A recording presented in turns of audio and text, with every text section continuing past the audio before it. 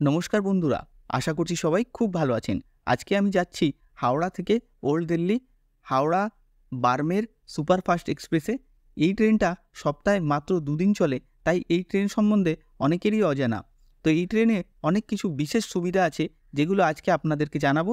ট্রেনের ভেতরে ওয়াশরুম কেমন, ট্রেনের ভেতরটা কতটা পরিষ্কার, ট্রেনে কেমন খাবার দেওয়া হয় এবং ট্রেন কতটা সঠিক সময়ে চলে এবং ট্রেনের স্পিডই বা কেমন, সমস্ত তথ্য আপনাদেরকে জানাবো। ভিডিওটাকে শেষ অবধি দেখুন। ভিডিওটা ভালো লাগলে অবশ্যই আমাদের চ্যানেলটা সাবস্ক্রাইব করে পাশে থাকবেন। তো দেখুন, চলে এসেছি হাওড়া স্টেশনের 8 নম্বর প্ল্যাটফর্মে। তো দেখুন, এইখানে ট্রেনের চার্ট দেওয়া রয়েছে যে টাইম হলো 18:50, মানে সন্ধ্যে 6:50-এ। আর এই যে চার্ট দেখার আজকাল দরকার পড়ে না, কারণ মোবাইলেই সব চার্ট পাওয়া যায়। তবুও দেখুন, সবাই দেখছে তাই আমিও দেখে নিলাম। আমার নাম এখানে দেখা যাচ্ছে। তো ট্রেনটা 8 নম্বর প্ল্যাটফর্ম থেকে ছাড়ে। সপ্তাহে মাত্র 2 দিন থাকে, মঙ্গলবার এবং শুক্রবার, এবং পরের দিন বিকেল 3:30 পৌঁছায় ওল্ড দিল্লি। মনে রাখবেন, এটা ওল্ড দিল্লি পৌঁছায়, নিউ দিল্লি নয়। তো এই হলো 8 নম্বর প্ল্যাটফর্ম। আপনি যদি গাড়িতে করে আসেন, গাড়িতে করে আসলে সোজা এই 8 আর 9-এর মাঝখানের যে রাস্তা, সেখান অবধি পৌঁছে যাবেন এবং সোজা গাড়ি থেকে নেমেই আপনি ট্রেনে উঠে যেতে পারবেন। আপনার কোনো ঝামেলাই থাকবে না। এটা কিন্তু এই ট্রেনে আসার একটা বিশেষ সুবিধা। তো চলুন দেখা যাক, এবার দেখি ট্রেনের ভেতরটা কেমন। আমার আজকে 3rd এসিতে টিকিট আছে। তো দেখুন, গেটের বাইরে যে নাম্বারটা দেওয়া থাকে না, এই নাম্বারটা অনেকেই আমরা খেয়াল করি না, কিন্তু এই নাম্বারটা খুবই দরকারি। কোনো কারণে আপনার এসি চলছে না, বাথরুম নোংরা আছে, বা যে কোনো দরকারে আপনি ট্রেনের অ্যাটেন্ডেন্টকে বলে কাজ হচ্ছে না বা পাশে দেখতে পাচ্ছেন না, সোজা এই নাম্বারে ফোন করুন। আপনার সিট নাম্বার আর ট্রেন নাম্বার বলুন। দেখবেন হাওড়া থেকে বা দিল্লি থেকে কোনো অ্যাটেন্ডেন্ট আপনার ফোন তুলবে এবং তৎক্ষণাৎ 10 মিনিটের মধ্যে কাজ হয়ে যাবে। আপনার কাছে ট্রেন থেকে কেউ এসে আপনাকে আপনার অসুবিধার সমাধান করে দেবেন। তো দেখুন, এই হলো আমার টিকিট, আমার সিটটা পেতে নিলাম। আমাদের আজকে সাইড আপার আর সাইড লোয়ার এই দুটো সিট পড়েছে। ট্রেনের যাত্রার ক্ষেত্রে সাইড লোয়ার সব থেকে পছন্দের সিট আমার জন্য, কারণ এখানে বসে খুব সহজেই সারাদিন ট্রেনের দৃশ্য দেখো, বেশ ভালো লাগে। মাঝের যে লোয়ারটা থাকে তাতে কিন্তু অনেকজন এসে বসে, একটু অসুবিধা হয়, কিন্তু এই সিটটা খুবই ভালো। তো দেখুন, 6:50 ট্রেন চলতে শুরু করে দিয়েছে, সঠিক সময়ে, একদম সঠিক সময়। তো এবার আপনাদেরকে আমি ট্রেনের যে ওয়াশরুম আছে সেটা একবার দেখাই, কারণ আপনি যদি ফ্যামিলি নিয়ে যাচ্ছেন, ওয়াশরুম ক্লিন থাকাটা খুব জরুরি।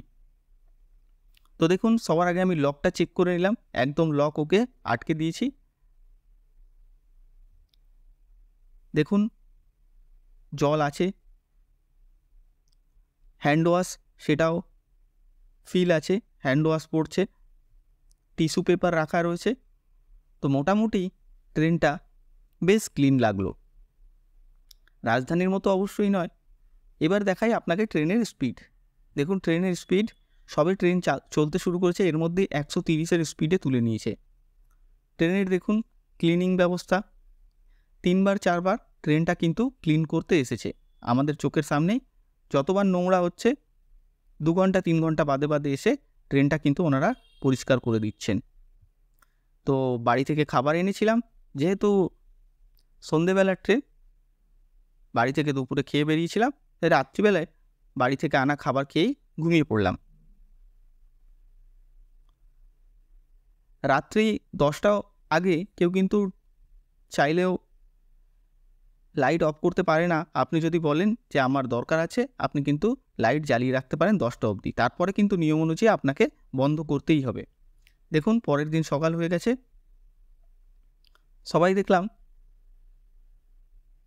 নিচে নেমে একটু স্টেশনে পায়চারি করছে। আপনি অবশ্যই ট্রেনের থেকে কখনো যদি বাইরে নামতে চান, অবশ্যই দেখে নেবেন যে ট্রেনটার এই প্ল্যাটফর্মে স্টপেজ কতক্ষণ। যদি এই স্টেশনে স্টপেজ বেশি থাকে, তবেই ট্রেন থেকে নামবেন, না হলে 2 মিনিট 5 মিনিট থাকলে ট্রেন যে কোনো সময় ছেড়ে দিতে পারে, সেক্ষেত্রে আপনার বিপদ বাড়তে পারে।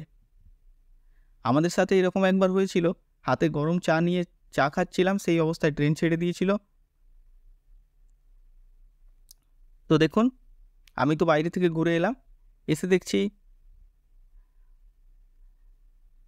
পায়েলের সাথে একজন বাচ্চার বন্ধুত্ব হয়ে গেছে। তো দুজনে দেখলাম বেশ খেলা করছে। এইভাবেই দেখলাম দুজনে প্রায় পুরো রাস্তাটাই গল্প করতে করতে আর খেলতে খেলতে কাটিয়ে দিল। এই ট্রেনটা বিশেষ পরিষ্কার ছিল, বিশেষ নোংরা হয়নি, কারণ এই ট্রেনটায় জেনারেল বা ওয়েটিং মাঝ রাস্তা থেকে লোক একদমই ওঠেনি, কারণ এটা রোজকার ট্রেন নয়, সপ্তাহে 2 দিন আসে। আর এই ট্রেনটার স্টপেজও একদম কম, পূর্বা এক্সপ্রেসেরও স্টপেজ অনেক বেশি, এই ট্রেনটার মাত্র 8টা স্টপেজ। দেখতে দেখতে আমরা পৌঁছে গেছি কানপুর। তো দেখুন, কানপুরে বন্দে ভারত এসে দাঁড়িয়েছিল। আমাদের ওখানে বন্দে ভারতের যে একটা বিশাল জনপ্রিয়তা, এখানে বা দিল্লিতে কিন্তু অতটা জনপ্রিয়তা দেখতে পাই না। ট্রেন কিন্তু বেশ স্পিডে চলছে আর একদম লেট নেই, প্রপার রাইট টাইমে চলছে। দুপুর হয়ে গেছে, তো দেখুন ট্রেনের খাবারই খেতে হবে, কারণ আগের দিন আনা খাবার এতক্ষণ অবধি টিকবে না, যতই এসি কেউ ছোক। তো দেখুন, আমরা ডিম থালি, আন্ডা থালি যেটা বলে, ওটা অর্ডার করেছি। 2টো ডিম ছিল, ভাত ছিল, স্যালাড ছিল, একটা ডাল আর একটা সবজি। এটার দাম কিন্তু আইআরসিটিসি অনুযায়ী 90 টাকা। ট্রেনের ভেতর আপনাকে 150 টাকাও চাইতে পারে, কিন্তু আপনি বলবেন যে আমার আইআরসিটিসি মেনশন যে রেট আছে আমি সেটাই দেব, তো তাহলে দেখবেন ওনারা রাজি হয়ে যাবেন। আপনি বলবেন বিনা বিলে আমি কিছুতেই পে করব না, তো ওনারা দেখবেন বিল নিয়ে আসবে। তো 90 টাকাতে আমি খাবার পেয়ে গেলাম। তারপরে দেখুন ট্রেন চলতে চলতে দিল্লির কাছে চলে এসছে, এবং এই ট্রেনে বসে আপনি লালকেল্লা দেখতে পাচ্ছেন। খুব সুন্দর লাগছে লালকেল্লা। আর এই যে যমুনা নদী, লালকেল্লা, এবং লালকেল্লা ক্রস করেই ট্রেন এখনই ওল্ড দিল্লি ঢুকবে। ট্রেনে বসে আপনি লালকেল্লা, অসাধারণ দৃশ্য। আর আপনি যদি ঘুরতে যাচ্ছেন অবশ্যই লালকেল্লাও দর্শন করবেন। তো এই হলো আজকের ভিডিওটা যদি ভালো লাগে অবশ্যই আমাদের চ্যানেলটা সাবস্ক্রাইব করুন এরকমই ইনফরমেটিভ ভিডিও পাওয়ার জন্য। দেখা হচ্ছে কোনো নতুন ভিডিওয়, ততদিন ভালো থাকবেন।